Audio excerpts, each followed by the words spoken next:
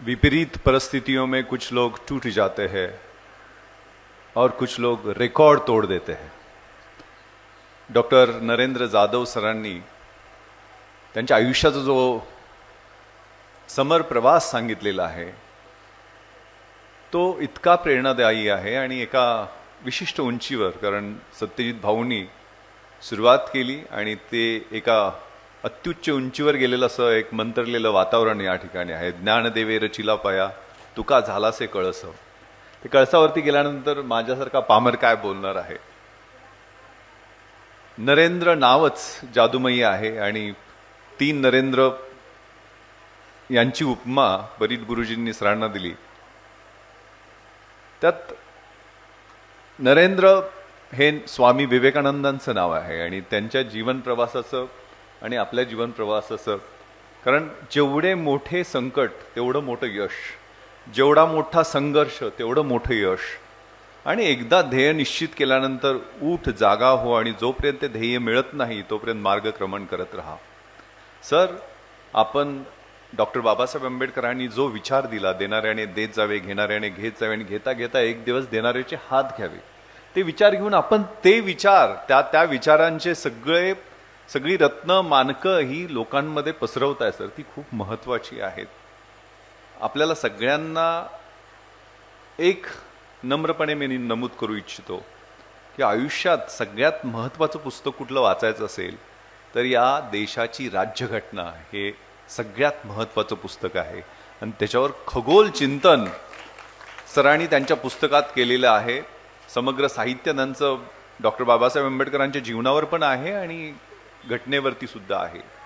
We the people of India having solemnly resolved to constitute ourselves into sovereign socialist secular democratic republic and to achieve to all its citizens social, economic and political justice, freedom of speech, belief, expression, faith, equality of status and opportunity आणि fraternity, हे घटनेचा मूलभूत गाभा जो आहे, सरनामा ज्याला म्हणतो आपण, त्यात सगळं सार आहे. आणि ते आपल्याला कळत नाही. आम्ही भारताचे लोक, भारताचे एक सार्वभौम समाजवादी धर्मनिरपेक्ष लोकशाही गणराज्य बनवणार आहोत. या 5 वेगवेगळ्या शब्दांची व्याख्या अफाट आहे. सगळ्यांना सामाजिक, आर्थिक आणि राजकीय न्याय मिळेल, सगळ्यांना बोलण्याचं, राहण्याचं, विचार व्यक्त करण्याचं स्वातंत्र्य मिळेल आणि दर्जाची आणि संधीची समानता मिळेल. सगळ्यात महत्वाचं जे आहे ते दर्जाची आणि संधीची समानता. खरा बाप तो बाबासाहेब आंबेडकर, ज्यांनी सगळ्या समाजाचं उत्थापन केलं आणि एक दिशा दाखवली आणि त्या दिशेतनं चाशी रत्न मानकं घडली ना. सरांचा प्रवास कुठं शब्द फुटत नव्हते. नाशिकच्या ओझरची भाषा त्यांच्या शाळेत बोलताना त्यांना लाज वाटत होती आणि ते कुठे गेले IMFचं प्रतिनिधित्व करायला, राज्यसभेवर खासदार म्हणून, RBIचे डायरेक्टर म्हणून, पुणे विद्यापीठासारख्या विद्यापीठाचे कुलगुरू म्हणून. किती उदाहरणं आहेत. ह्यातनं शिकायचं आहे बाबांनो. हे तुमच्यासाठी एक मोठं तुम्हाला एक ब्रेन स्टॉर्मिंग आहे की आपण कुठून कुठपर्यंत जाऊ शकतो. मोठ्या घरात जन्म घेतला, दैवायतम तू कुले महायत्तम तू पौरुषम. कोणत्या कुळात जन्म घ्यावा हे माझ्या हातामध्ये नाही आहे, परंतु पुरुषार्थ काय दाखवणं ते माझ्या मनगटामध्ये आहे. ते डॉक्टर नरेंद्र जाधव सरांनी दाखवलेलं आहे. त्यामुळं समाजात, म्हणजे गौतम बुद्धांची एक जातक कथा मी वाचलेली होती सर.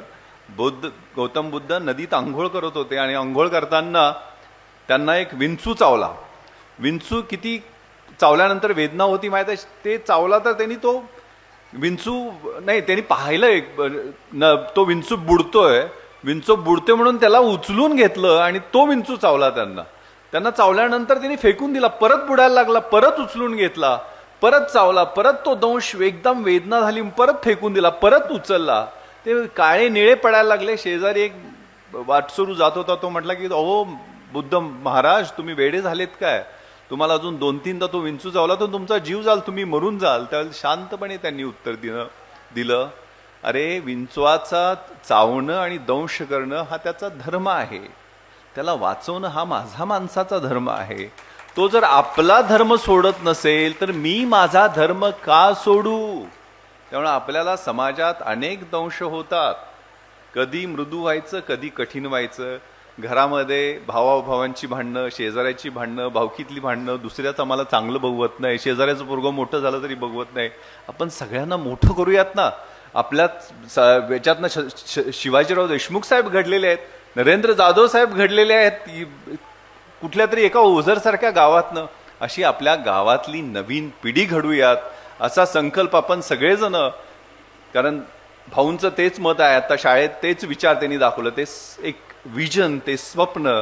आम्ही उडू शकलो नाही, आम्ही पळू शकलो नाही, आम्ही चालू नाही शकलो तर क्रॉलिंग करू, रांगत जाऊ, पण त्या एक्सलन्सच्या दिशेने, म्हणजे गेलं तर टापला जायचं सर, हेच उद्दिष्ट आपण आपल्या मुलांसाठी ठेवू, असा प्रण करूयात.